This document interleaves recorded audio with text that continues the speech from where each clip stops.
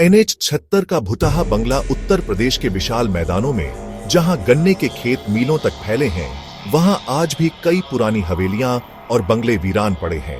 ये सिर्फ इमारतें नहीं हैं, बल्कि अपने अंदर कई अनकहे राज और डरावनी कहानियां समेटे हुए हैं। ऐसी ही एक कहानी है लखनऊ सीतापुर हाईवे यानी NH-72 पर पड़ने वाले एक गांव अंधियारपुर के पास बने अंग्रेजों के जमाने के बंगले की। गांव के लोग उस बंगले को गोरे साहब का बंगला कहते थे। कहते हैं कि आजादी से पहले वहां एक अंग्रेज अफसर जेम्स एंडरसन अपनी बीवी और छोटी बेटी के साथ रहता था। वो एक क्रूर अफसर था, लेकिन अपनी बेटी से बहुत प्यार करता था। एक रात बंगले में डाका पड़ा और उस भगदड़ में एंडरसन की बेटी कहीं खो गई। कुछ लोग कहते हैं कि डाकुओं ने उसे मार दिया, कुछ कहते हैं कि वो पास के जंगल में गुम हो गई। अपनी बेटी के गम में एंडरसन पागल हो गया। उसने अपनी पत्नी की हत्या की और फिर खुद को उसी बंगले के बड़े से हॉल में फांसी लगा दी। उस दिन के बाद से वो बंगला वीरान हो गया। गांव वालों का मानना था कि गोरे साहब की आत्मा आज भी अपनी बेटी को ढूंढते हुए उस बंगले में भटकती है। रात में उस बंगले से किसी बच्ची के रोने और एक भारी मर्दाना आवाज के चीखने की आवाजें आती थी। Where is my Lily? मेरी लिली कहाँ है? शहर में पढ़ने वाला सूरज अपनी छुट्टियों में गांव आया हुआ था। वो इन सब बातों को अंधविश्वास मानता था। उसके दोस्त पवन और अजय गांव के ही थे और बंगले की कहानियों से खौफ खाते थे। एक शाम जब सब दोस्त साथ बैठे थे तो बंगले की बात छिड़ गई। अरे तुम लोग भी किन पुरानी बातों में पड़े हो? भूत वूत कुछ नहीं होता। नहीं सूरज, तू नहीं जानता। मेरे दादाजी कहते थे कि जो भी रात में वहां गया वो या तो पागल हो गया या फिर कभी लौटा ही नहीं। ठीक है, आज रात हम तीनों उसी बंगले में गुजारेंगे।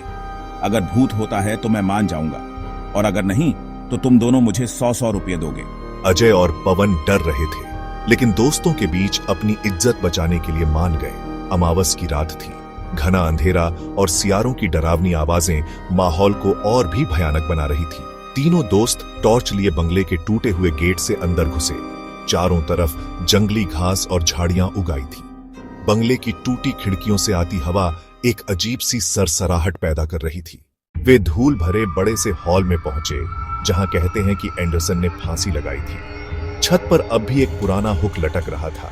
सूरज, चल वापस चलते हैं, यहाँ अच्छा नहीं लग रहा। चुप कर डरपोक। अचानक ऊपर के कमरे से किसी चीज के गिरने की जोरदार आवाज आई।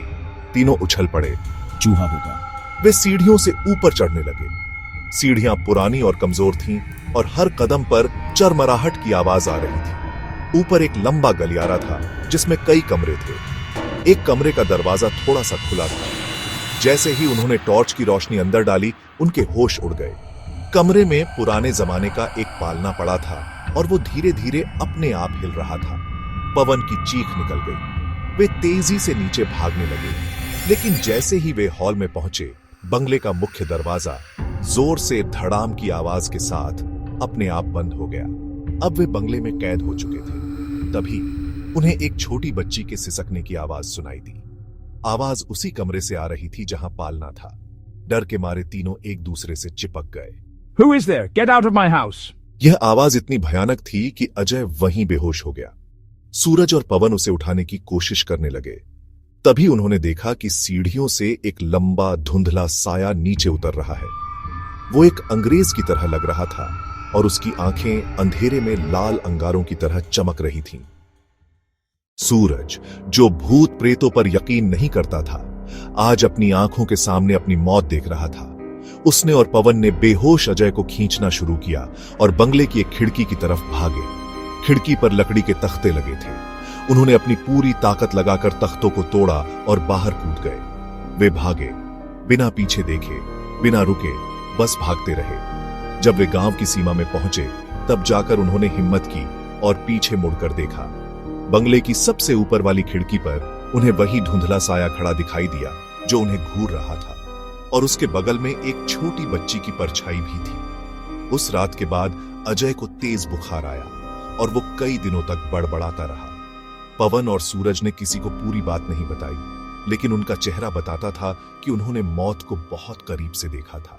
सूरज शहर वापस लौट गया और फिर कभी उस बंगले की तरफ देखने की हिम्मत नहीं कर पाया। आज भी जब कोई गाड़ी रात में NH-72 से गुजरती है तो लोग अंधियारपुर के पास अपनी गाड़ी की रफ्तार बढ़ा देते हैं। वो वीरान बंगला आज भी उसी तरह खड़ा है, अपने अंदर गोरे साहब के गम और गुस्से को दफन किए हुए।